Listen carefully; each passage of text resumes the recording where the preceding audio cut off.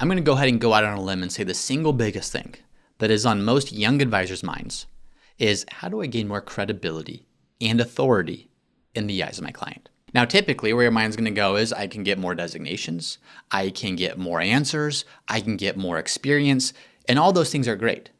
But there's a quicker, faster path to authority with your clients. By the way, this goes for young advisors, old advisors, everything in between. And once you start to learn this, it's something that can very quickly accelerate the authority you have, both the true authority and the perceived authority in the eyes of your clients. And this is a very simple thing, and it is simply the power of your speech. Now, I'm not just talking about the words that you use, I'm talking about the way in which you say those words. Because you and I can say the same exact sentence, and one of us might build trust while the other erodes trust.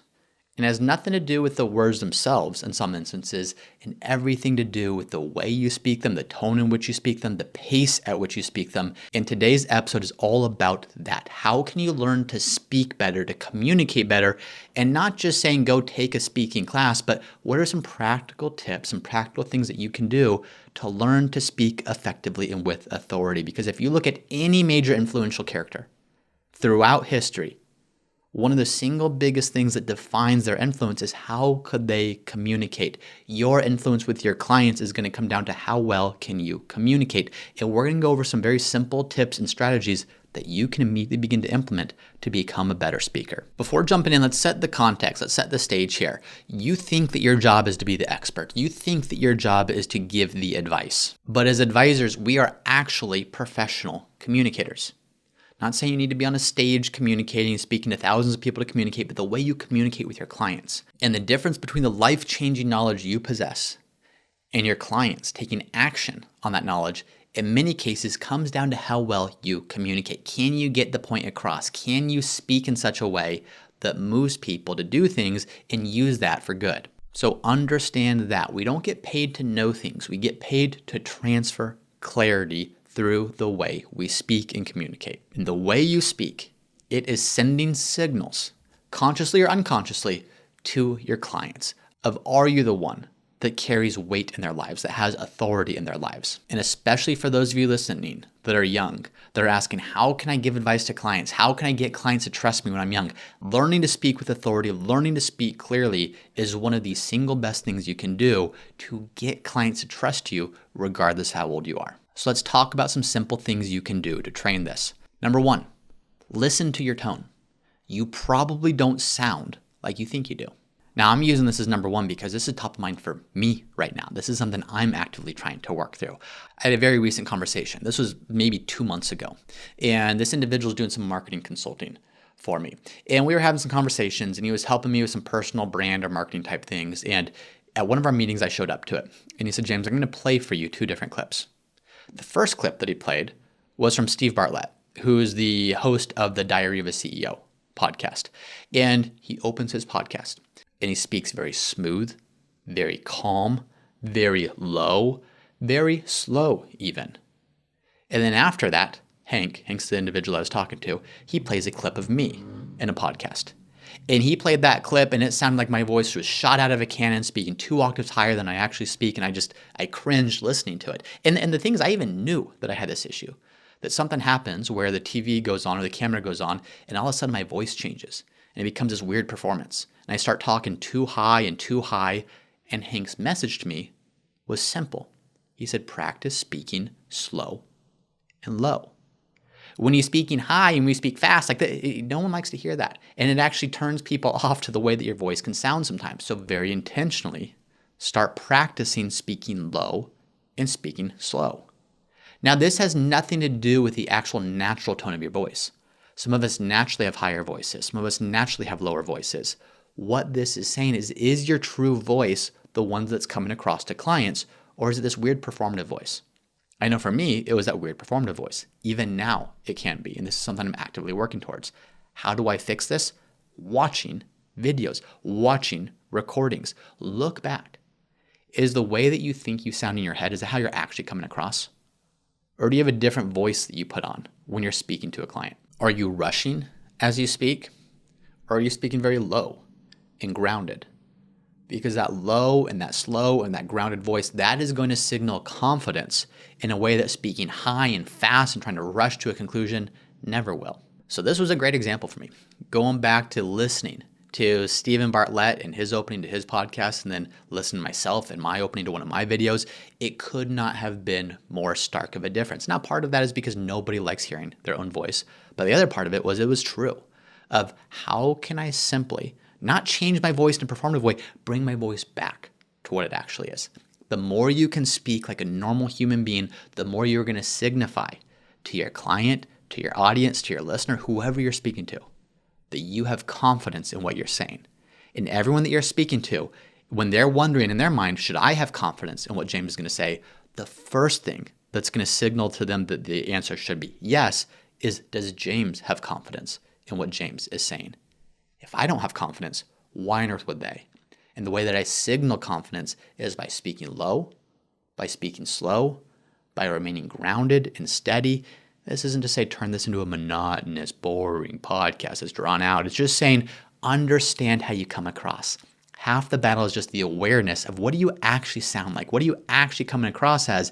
And simply watching yourself back can help you practice doing the things to speak more effectively. So as we go through these, I want to just list some things that you can do and then give you some very practical takeaways of things that you can do to improve this. So this point is be very mindful of your tone. What are some practical tips that you can do? This one's simple. Practice. If you're on a Zoom call, if you're having a conversation with friends, if you're reading a book to your children at night, practice speaking low and slow. I'm doing that. I'm already feeling a difference, and I already know there's still a lot of work to be done, but that's just a very practical tip that you can do because, again, tying it back to what we're talking about, the more confident you are in the way you speak, the more confidence your clients are going to have in you, and the more they're going to see you as the authority.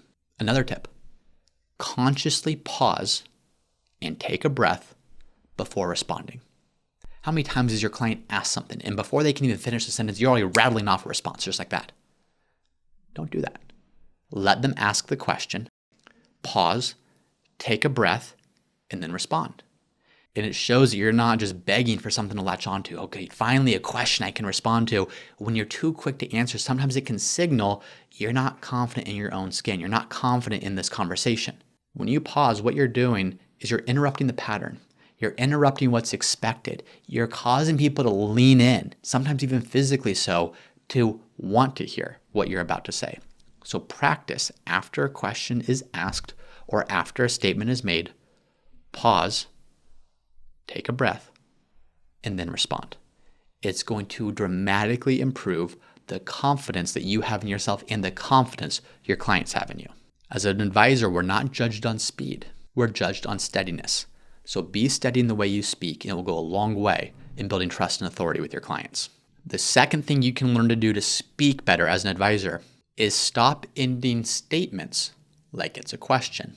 Now, this is huge, especially for young advisors. When you end your sentence with an upward inflection, sometimes called Uptalk, you are subconsciously signaling uncertainty. It's showing you that when I tell you something, but I end it more like a question, how confident did you feel when I said that there?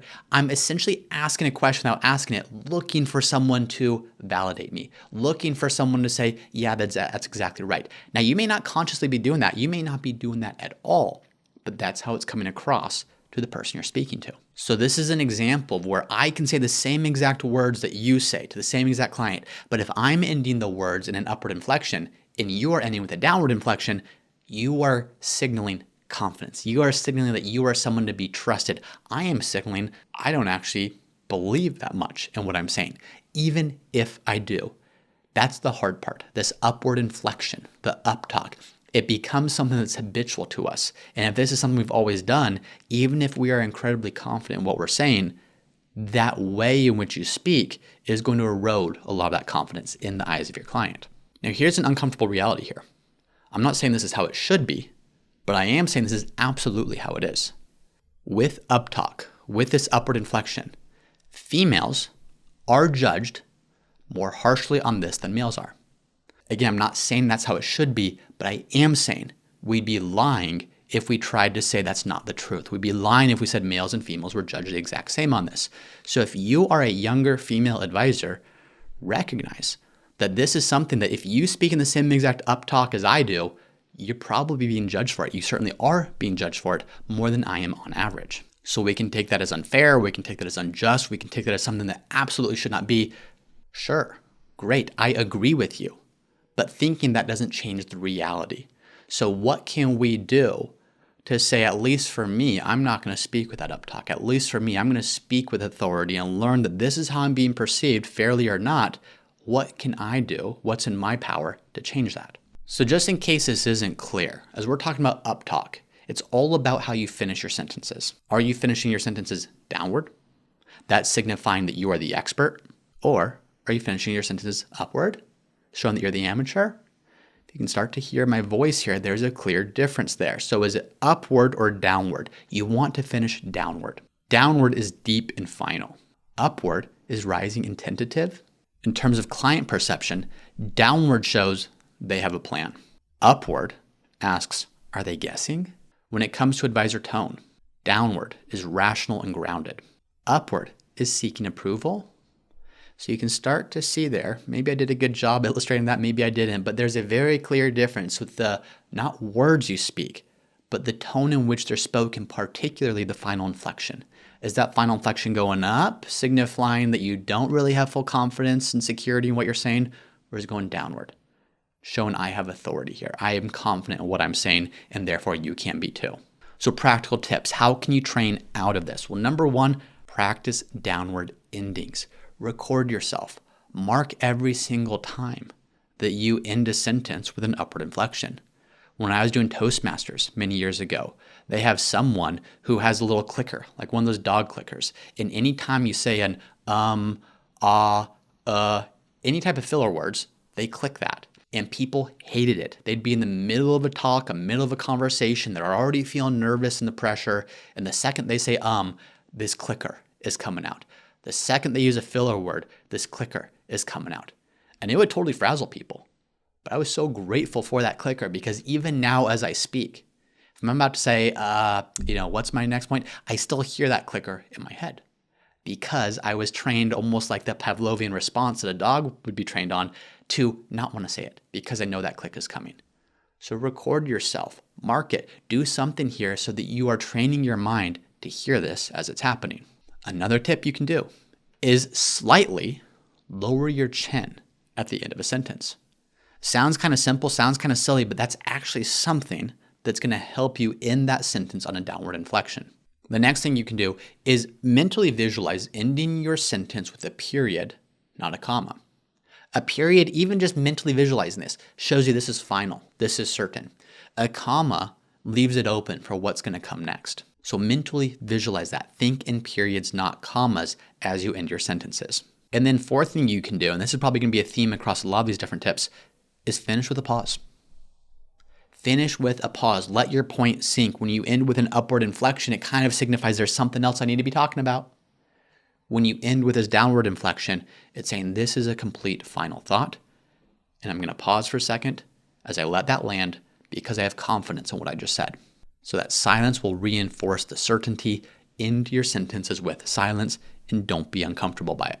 The third point that I want to make is stop rushing to make your point.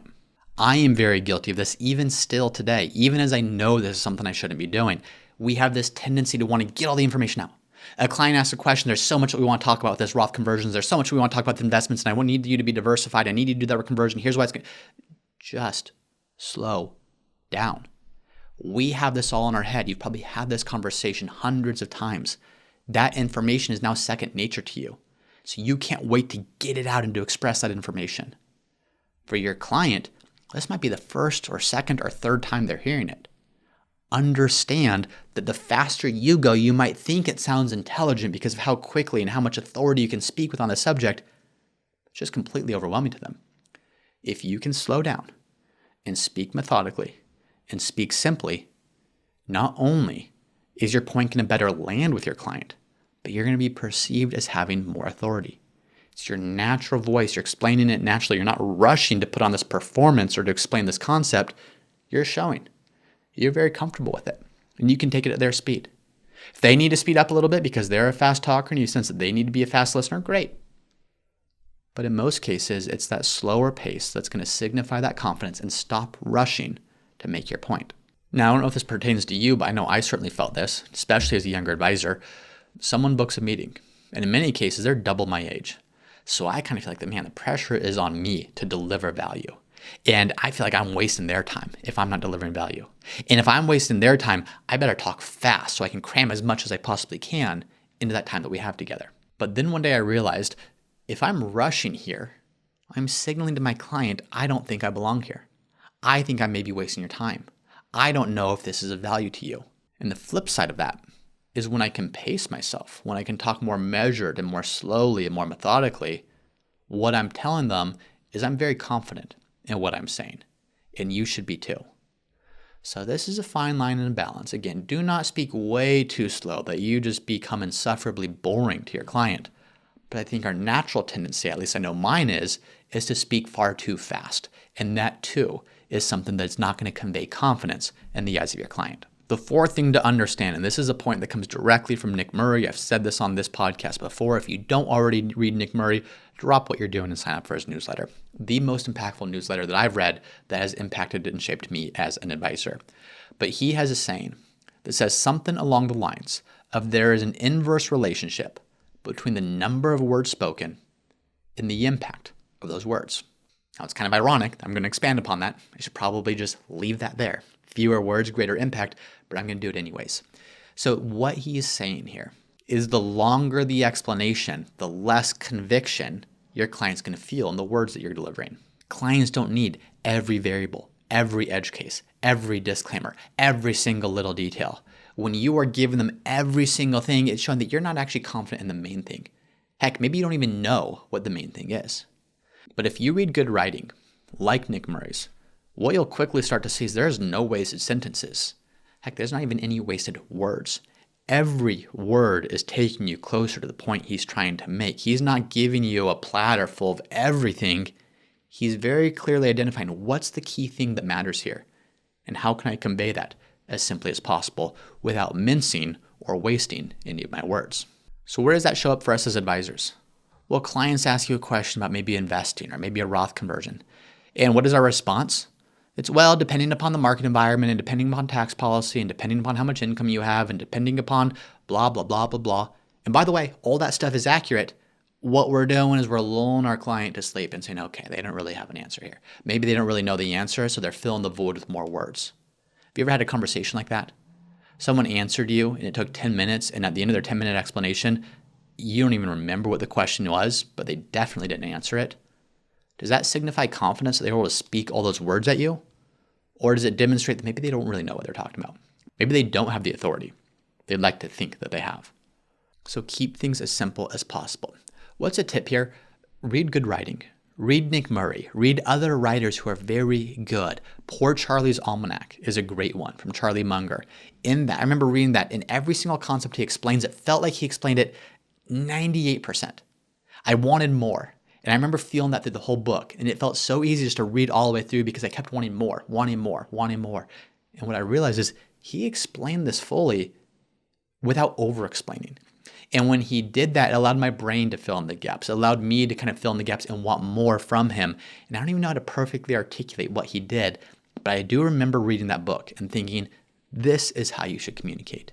Communicate right up to the point of giving everything that's needed and then stop.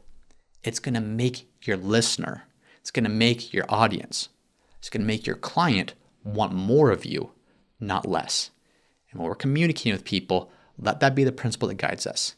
How can we make them want more, not less of what we're giving them? The next tip to speaking better is properly frame your answers. Now, this has nothing to do with tone or pace or pauses. Now, hopefully you're using those principles in this, but this has everything to do with how are you setting up the answer you're about to give. Most advisors, when they get a question, they respond directly. But great communicators, before they give an answer, they frame the issue correctly. Now, this takes some judgment. If someone's asking you a simple question, give them a simple answer.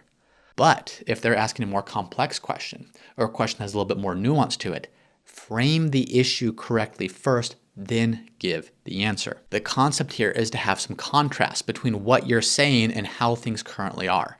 Think of some very well-known historical examples of this. Martin Luther King Jr.'s I Have a Dream speech. What does he say? He doesn't just say everyone should be treated equal.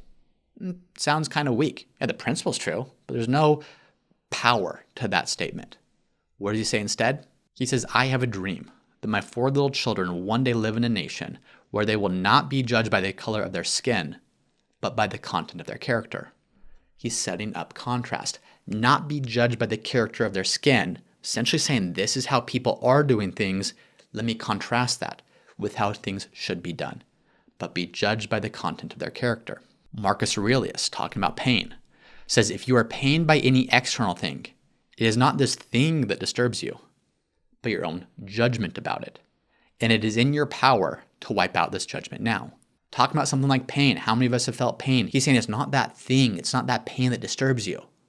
Drawing you and saying, what are you talking about? Of course it's that thing that disturbs me. Then contrasting that and saying, but by your own judgments of it. So again, just effective communication of set the stage for what the issue is or isn't, and then deliver the message.